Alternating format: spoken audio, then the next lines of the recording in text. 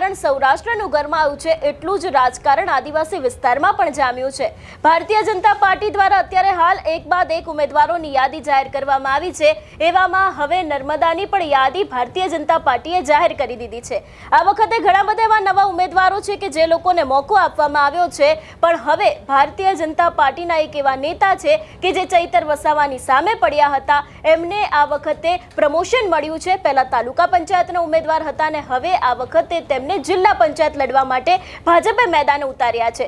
સૌથી પહેલા તો ઉમેદવાર કોણ છે તે વિષયને લઈને વાત કરવામાં આવે તો ખાસ કરીને નર્મદાની જે આ યાદી સામે આવી છે એમાંથી જ એક સૌથી ચર્ચિત ચહેરો કે જે છેલ્લા ઘણા સમયથી ચર્ચામાં આવ્યો હતો એવા સંજય કુમાર રમેશભાઈ વસાવા છે, એ હવે આ વખતે જિલ્લા પંચાયતની ચૂંટણી લડવાના છે એવી વાત અહીંયા સામે આવી રહી છે।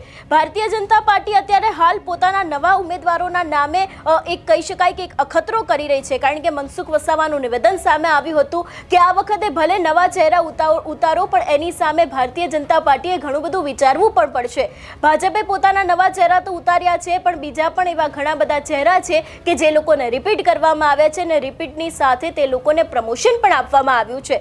સંજય વસાવાના આખા કેસ વિશેની વાત કરવામાં આવે તો આપણે જોયું હતું કે જે તે સમયે એટીવીટીની આખી એક મીટિંગ મળી હતી, એમાં જ સંજય વસાવા અને ચૈતર વસાવા આમને સામને આવી ગયા હતા અને સમગ્ર વિવાદને લઈને ચૈતર વસાવાની ધરપકડ થઈ હતી। ચૈતર વસાવાને ઘણો લાંબો સમય જેલમાં રહેવું પડ્યું હતું। અત્યારે હાલ ચૈતર વસાવાને ડીડીયાપાડાની અંદર નો એન્ટ્રી છે, કારણ કે તેમને શરતી જામીન મળ્યા છે અને હવે આજે સંજય વસાવા છે તે જિલ્લા પંચાયતની આ વખતની ચૂંટણી લડવાના છે।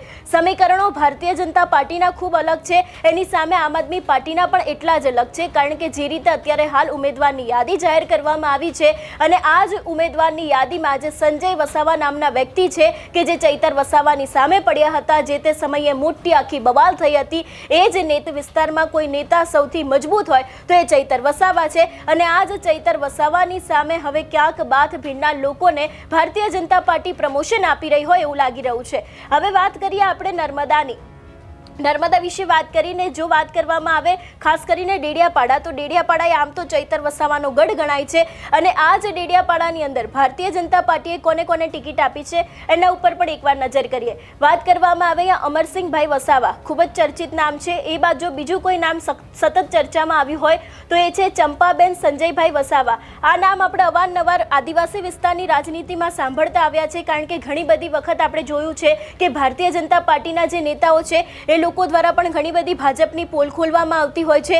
એ લોકો છે તે પોતાના નેતાઓ છે એ લોકોને લઈને ઘણી બધી વખત સામે પડતા હોય છે।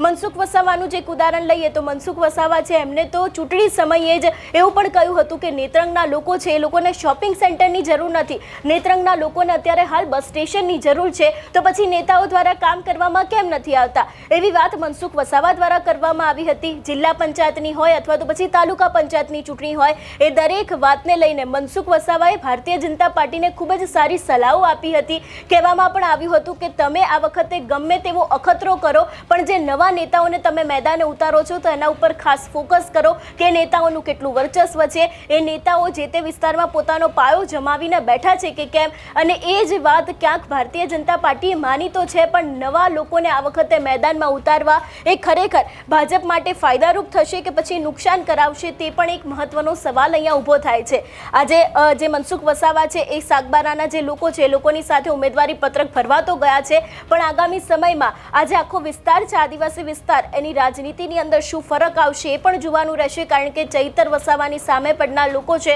એ લોકોને ટિકિટ આપવામાં આવી છે। બીજી બાજુ ચૈતર વસાવા પણ પોતાના વિસ્તારની અંદર એટલા જ કામો કરી રહ્યા છે, એ પછી લોકોના કામો હોય, આદિવાસીના સાથે થતા અન્યાયો હોય, એ દરેક વિષયને લઈને ચૈતર વસાવા ન તો ફક્ત ડેડિયાપાડામાં પણ આસપાસના વિસ્તારો છે દરેક જગ્યાએ અત્યારે હાલ એક્ટિવ થઈ રહ્યા છે। ગઈકાલે આપણે જોયું હતું કે આખું એક શક્તિ પ્રદર્શન કરવામાં આવ્યું હતું, આખી એક રેલી કાઢવામાં આવી હતી અને આ જ રેલીની ભીડ જોઈને પણ ક્યાંક ભારતીય જનતા પાર્ટી છે એનું ટેન્શન ચોક્કસથી વધી શકે છે, એવી પણ શક્યતાઓ અહીંયા લાગી રહી છે। જોવાનું રહેશે કે સ્થાનિક સ્વરાજ્યની ચૂંટણીમાં હવે આદિવાસી વિસ્તારમાં શું નવા જૂની થાય છે। આ સમગ્ર વિષયને લઈને તમારો શું અભિપ્રાય છે અમને કમેન્ટ કરીને ચોક્કસથી જણાવજો। તેની સાથે અમારી ચેનલ નિર્ભય ન્યૂઝને લાઇક, શેર અને સબસ્ક્રાઇબ કરવાનું ભૂલશો નહીં। નમસ્કાર।